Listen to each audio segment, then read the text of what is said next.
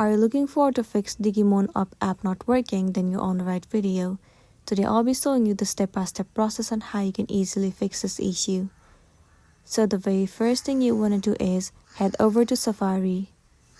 In the address bar, you need to search for Digimon outage. Move into any of the site where you can check the server. Now in this page you can check whether the application's server is working properly or not. Sometimes the server might be down, and in that case all you gotta do is wait for the server to get fixed. Once the server has been fixed, the next thing you want to do is move into App Store.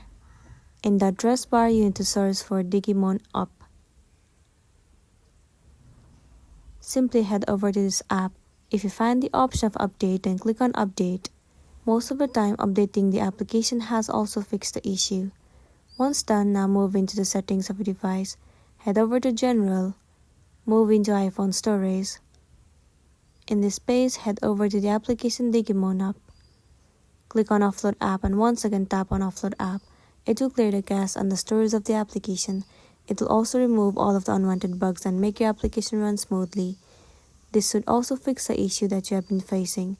So that's the end of the video. If this video really helped you, give it a like and check out our next tutorial. Thank you.